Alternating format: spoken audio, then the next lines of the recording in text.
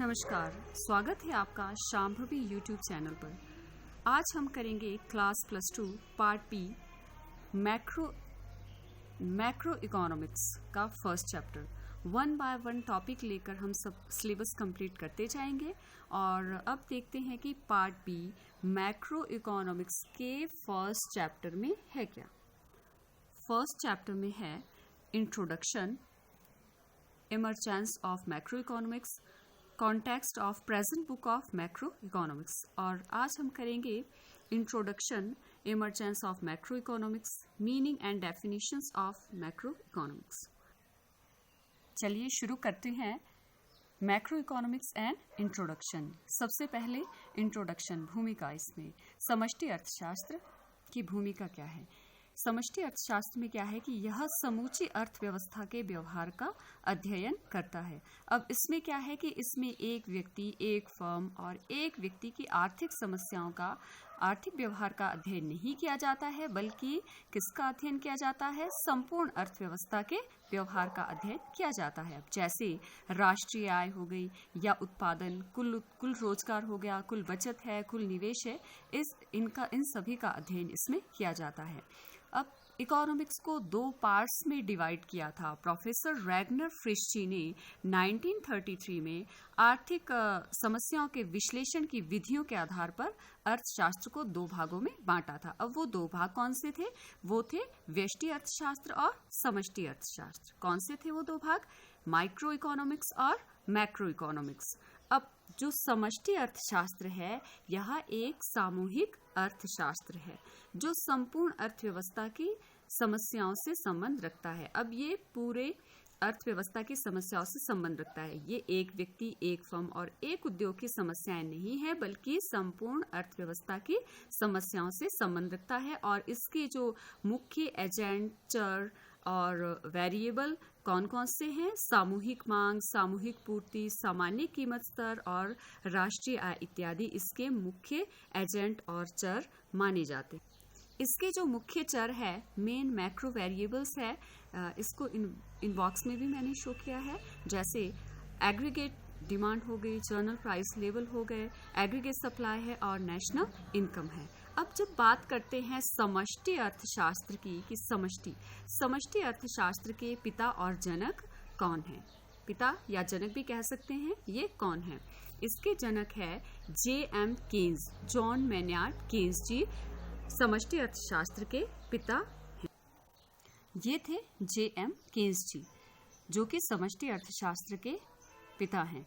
John मैन्यार्ड Keynes, जो कि एक ब्रिटिश इकोनॉमिस्ट थे, इनका जन्म हुआ था 1883 में और एक इनकी जो बहुत ही प्रसिद्ध फेमस बुक इनकी पब्लिश हुई थी 1936 में, जिसका नाम है the journal theory of employment, interest and money. इनकी जो एक फेमस बुक है उसका नाम क्या था? The journal theory of employment, interest and money. हमने देख लिया कि समष्टि अर्थशास्त्र के पिता या जनक कौन थे। अब हम बात करते हैं कि इमर्जेंस और ओरिजिन ऑफ मैक्रो इकोनॉमिक्स, की समष्टि अर्थशास्त्र का उद्भव और उत्पत्ति कैसे हुई। क्यों अर्थशास्त्रियों को लगा कि जो अर्थव्यवस्था है उसको समष्टि रूप से उसका अध्ययन किया जाना चाहिए। लॉर्ड केन्स जी, जो कि फादर ऑफ मैक्रो इकोनॉमिक्स थे, इनसे पहले के जो अर्थशास्त्री थे परंपरावादी क्लासिकल इकोनॉमिस्ट, जिसमें एडम स्मिथ हो गए, एडम स्मिथ जो कि फादर ऑफ माइक्रो और मॉडर्न इकोनॉमिक्स है। अब रिकार्डो हो गए, मिल हो गए। अब इनका जो अध्ययन था ये कैसा था? व्यक्तिगत इकाइयों तक ही सीमित था। इनका मानना था कि हमें अर्थव्यवस्था को व्यक्तिगत इकाइयों के रूप में अध्ययन किया जाना चाहिए। जैसे एक व्यक्ति, एक फर्म और एक उद्योग की आर्थिक समस्याओं का अध्ययन किया जाना चाहिए, और यदि हम उनका अध्ययन करते हैं तो संपूर्ण अर्थव्यवस्था की समस्याओं को हम दूर कर सकते हैं, जिसे कि नाम दिया गया था व्यष्टि अर्थशास्त्र का। फिर परंपरावादी अर्थशास्त्रियों का मत क्या था? इनका विचार क्या था कि पूर्ण रोजगार अर्थव्यवस्था की एक सामान्य स्थिति है, कि एक जनरल सी सिचुएशन है कि अर्थव्यवस्था में हमेशा ही पूर्ण रोजगार बना रहता है, कभी भी बेरोजगारी की समस्या उत्पन्न नहीं होती है। अब ये पूर्ण रोजगार क्या होता है?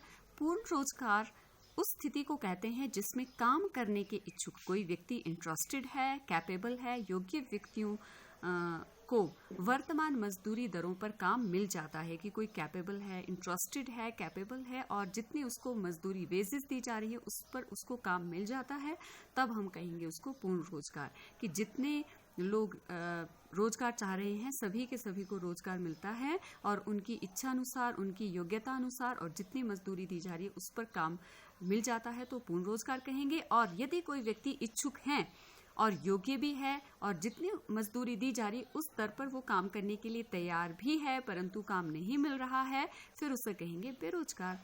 फिर है, परंपरावादी अर्थशास्त्रियों का मत था कि अर्थव्यवस्था में पूर्ण रोजगार के कारण कभी अति उत्पादन नहीं, कि कभी ओवर प्रोडक्शन की समस्या आती ही नहीं, होता ही नहीं है कभी ओवर प्रोडक्शन, क्योंकि पूर्ति अपनी मांग का निर्माण स्वयं करती है। Supply create its own demand, और ये थ्योरी दी थी जेबी सेज जी ने, जिसका कि अर्थ था कि इसका अर्थ क्या था कि अर्थव्यवस्था में जो भी उत्पादन होगा वो सारे का सारा बिक जाएगा, कभी भी हमारे पास स्टॉक में माल पड़ा हुआ नहीं रहेगा।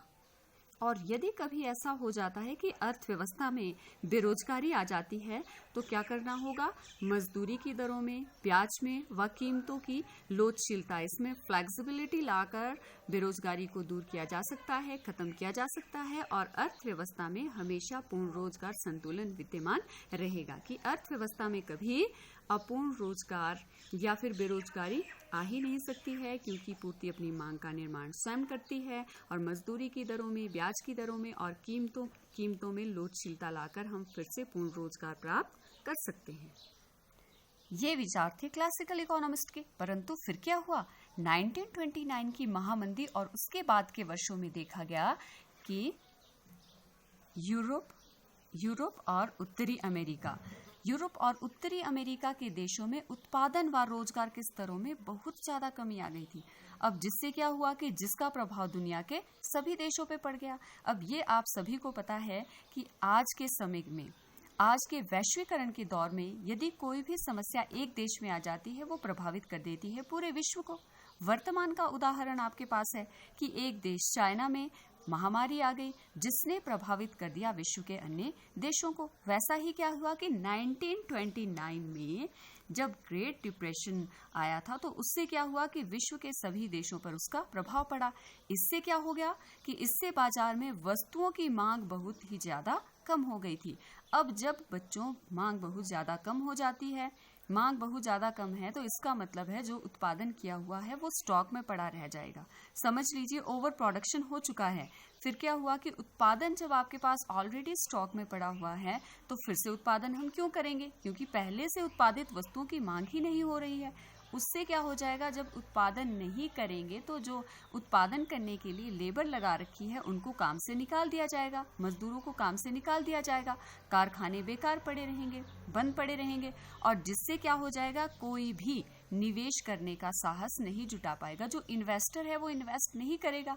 इन्वेस्ट किस लिए नहीं करेगा, उसको डर है कि यदि उसने निवेश कर दिया तो फिर उसको लॉस हो जाएगा, क्योंकि माल पहले ही बिक नहीं रहा है, मांग बहुत ज़्यादा कम हो चुकी है। और अमेरिका में 1929 से 1933 तक, 1929 से 1933 तक बेरोजगारी की दर में 3% से, सोचिए 3% से बढ़कर 25% तक बेरोजगारी बढ़ गई थी।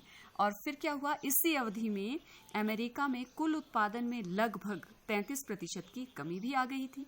अब यहाँ पर क्या था कि सभी अपने विचार देंगे कि इस समस्या का हल ऐसे कीजिए, ऐसे कीजिए। वैसे ही क्या है कि परंपरावादी जो अर्थशास्त्री थे, व्यष्टि अर्थशास्त्र की पद्धति इन समस्याओं के समाधान में असफल रही। अब उनकी पद्धति क्या थी कि एक व्यक्ति, एक फर्म और एक उद्योग की समस्या, मतलब अपनी अपनी समस्याएं सब देखे व्यक्तिगत रूप से। हमें पूरी इकोनॉमी की समस्याओं को नहीं देखना है, व्यक्तिगत रूप से समस्याओं को देखिए और अपने आप ही सबकी समस्याएं, मतलब पूरी इकोनॉमी की समस्याएं दूर हो जाएगी। अब यहाँ क्या था, आधुनिक अर्थशास्त्र के जो जनक थे एडम स्मिथ जी, इन्होंने सलाह दी थी कि प्रत्येक बाजार में क्रेता व विक्रेता, बायर और सेलर खाली अपने हितों को ध्यान में रखकर ही निर्णय लेंगे, अर्थात वह अपने हित ही बढ़ाएंगे, जिससे कि संपूर्ण अर्थव्यवस्था का हित बढ़ जाएगा।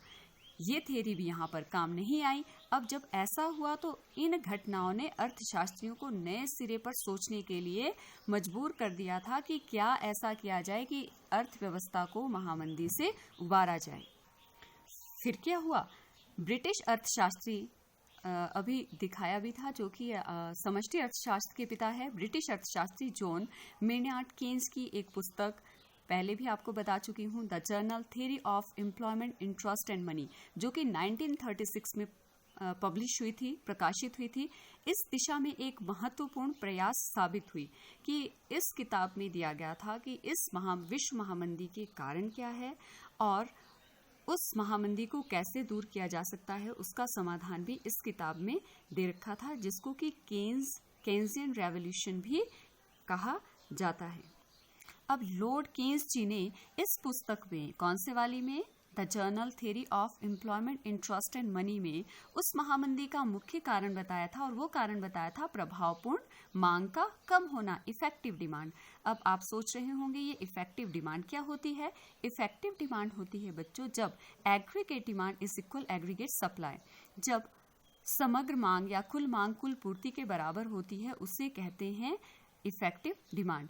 अब ये बढ़ने की बजाय या संतुलन की बजाय बहुत ज़्यादा कम हो रही थी। अब फिर क्या हुआ कि इफेक्टिव डिमांड को हमें बढ़ाना था इसके सॉल्यूशन के लिए। अब यहाँ क्या था कि महामंदी के समय समग्र मांग, एग्रीगेट डिमांड, एग्रीगेट पूर्ति से कम थी। अब इसका मतलब है कि समग्र मांग, जितनी मांग थी वो समग्र पूर्ति से कम थी। कहने का मतलब है aggregate demand is less than aggregate supply. यहाँ पर ज़्यादा क्या थी? सप्लाई ज़्यादा थी, मतलब ओवर प्रोडक्शन हो रहा था। और ओवर प्रोडक्शन जब होता है तो अभी हम पहले भी बात बता चुकी हूँ आपको, ओवर प्रोडक्शन होगा फिर क्या होगा? ओवर प्रोडक्शन होने के कारण माल पहले से ही स्टॉक में पड़ा रहेगा। अब जब पहले से ही स्टॉक में पड़ा रहेगा तो प्रोड्यूसर फिर से उत्पादन क्यों करवाएगा? अब फिर से उत्पादन नहीं करवाएगा तो जो लोग वहाँ पर काम कर रहे थे, मजदूर, उनको काम से हटा दिया जाएगा, बेरोजगारी आ जाएगी। अब जब बेरोजगारी आ जाएगी तो फिर आय में कमी हो जाएगी। अब उनको आय नहीं मिलेगी, उनको आय भी नहीं मिलेगी और निवेशक निवेश भी नहीं करेंगे, तो निवेश और आय का स्तर भी कम हो जाएगा। अब इसके बाद बात आती है इसके सॉल्यूशन की। अब जे.एम. केन्स जी ने इसका समाधान बताया कि इफेक्टिव डिमांड को कैसे बढ़ाया जाए और महामंदी को कैसे दूर किया जाए। उन्होंने बताया गवर्नमेंट इंटरफेरेंस, इस समस्या से छुटकारा पाने के लिए आर्थिक क्रियाओं। अब आर्थिक क्रियाओं में क्या आता है? उत्पादन, उपभोग व निवेश, प्रोडक्शन, कंजम्पशन और इन्वेस्टमेंट। उन्होंने कहा कि इसमें गवर्नमेंट की इंटरफेरेंस होनी चाहिए और गवर्नमेंट यहाँ पर आर्थिक क्रियाओं में, इकोनॉमिक एक्टिविटीज़ में गवर्नमेंट इंटरफेयर करे। गवर्नमेंट यहाँ पर क्या करे? इन्वेस्ट करे, क्योंकि मंदी के दिनों में निजी जो निवेशक थे, प्राइवेट इन्वेस्टर थे, वो आगे नहीं आ रहे थे। इसलिए क्या करना होगा? सरकार को आगे आना होगा और सरकार को यहाँ पर निवेश करना होगा। अब जब गवर्नमेंट निवेश करेगी, निवेश करने से रोजगार के अवसर उत्पन्न हो जाएंगे, लोगों को रोजगार मिलेगा, रोजगार मिलेगा, उनकी आय बढ़ेगी, आय बढ़ेगी तो कुल मांग में भी वृद्धि होगी। अब जब कुल मांग में वृद्धि होगी, क्योंकि हमें तो इफेक्टिव डिमांड को बढ़ाना था, कुल मांग में वृद्धि होगी तो फिर लाभ मिलना भी शुरू हो जाएगा। और जब लाभ मिलना शुरू हो जाएगा तो जो प्राइवेट इन्वेस्टर है, निजी निवेशक है, वो भी इंस्पायर हो जाएंगे, वो भी प्रोत्साहित होंगे और वो भी निवेश करना शुरू करेंगे, जिससे हमारी अर्थव्यवस्था फिर से महामंदी से उबर जाएगी और संतुलन की ओर बढ़ना शुरू हो जाएगी। अब संतुलन की जो अवस्था होती है वो होती है where aggregate demand is equal aggregate supply, जहाँ पर कुल पूर्ति कुल मांग के बराबर होती है, वो होती है संतुलित अर्थव्यवस्था। अब यहाँ पर जे.एम. केन्स जी ने कहा था कि ये संतुलन की अवस्था हम पूर्ण रोजगार से पहले भी ला सकते हैं। अब पहले कब आएगी? जब अल्प रोजगार होगा, अंडर एम्प्लॉयमेंट होगा। अब अंडर एम्प्लॉयमेंट कब होगी? कि जब व्यक्ति ना तो बेरोजगार होगा और ना ही पूर्ण रोजगार की स्थिति में होगा, मतलब व्यक्ति के पास पार्ट टाइम जॉब होगी, और इसी अंडर एम्प्लॉयमेंट से हम फिर फुल एम्प्लॉयमेंट की ओर जा सकते हैं। अतः उन्होंने जे.एम. केन्स जी ने परंपरावादी अर्थशास्त्रियों की पूर्ण रोजगार संतुलन की स्थिति के स्थान पर उन्होंने क्या कहा था कि अल्प रोजगार संतुलन की स्थिति की उन्होंने बात कही थी, और इसी अल्प रोजगार संतुलन से फिर हम पूर्ण रोजगार यानी फुल एम्प्लॉयमेंट की ओर पहुंच सकते हैं। अब लॉर्ड केन्स जी का जो पॉइंट ऑफ व्यू था इकोनॉमिक प्रॉब्लम्स को सॉल्व करने का, वो क्लासिकल इकोनॉमिक्स से बिल्कुल अलग था।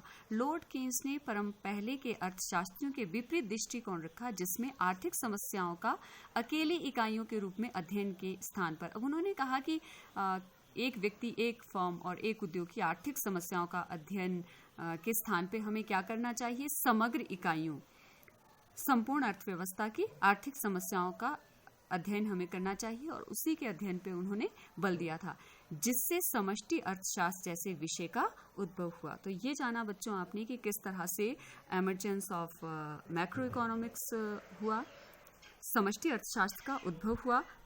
और अब हम बात करेंगे समष्टि अर्थशास्त्र। समष्टि अर्थशास्त्र क्या है? कि जिसमें आर्थिक विश्लेषण की वह पद्धति है जिसमें विभिन्न आर्थिक इकाइयों का व्यक्तिगत रूप से अध्ययन ना करके सामूहिक रूप से अध्ययन किया जाता है। ये हम बात पहले भी कर चुके हैं। अब हम बात करते हैं अंग्रेजी का मैक्रो शब्द ग्रीक भाषा के मैक्रोज शब्द से निकला है, जिसका अर्थ है विशाल, लार्ज। अब समष्टि अर्थशास्त्र में विशाल आर्थिक समूहों जैसे कुल रोजगार, राष्ट्रीय आय अथवा उत्पादन, कुल उपभोग, total consumption, general price level, total investment, इन सभी का अध्ययन किया जाता है, और इससे एक और नाम दिया गया है, इसे सामूहिक अर्थशास्त्र भी कहा जाता है। अब इसकी डेफिनेशंस देख लीजिए। प्रोफेसर गार्डनर एक्ली के अनुसार समष्टि अर्थशास्त्र का संबंध अर्थव्यवस्था के कुल उत्पादन, साधनों के प्रयोग की सीमा, जितने भी फैक्टर ऑफ प्रोडक्शन हैं, लैंड, लेबर, कैपिटल और एंटरप्रेन्योर, इनकी लिमिट्स के बारे में, राष्ट्रीय आय के आकार तथा सामान्य कीमत स्तर आदि तत्वों से है। और अकॉर्डिंग टू प्रोफेसर एडवर्ड शैपिरो, इन्होंने क्या कहा है कि समष्टि अर्थशास्त्र संपूर्ण अर्थव्यवस्था के कार्यकरण से संबंधित है, कि इसमें हम एक व्यक्ति, एक फर्म और एक उद्योग की आर्थिक समस्याओं का अध्ययन नहीं करेंगे, बल्कि संपूर्ण अर्थव्यवस्था की आर्थिक समस्याओं का अध्ययन करेंगे। तो बच्चों, आज इस वीडियो में हमने बात की introduction, meaning, definitions and emergence of macro economics. I hope आपको समझ आ गया होगा, और नेक्स्ट वीडियो में हम बात करेंगे circular flow of income and products. Thank you so much.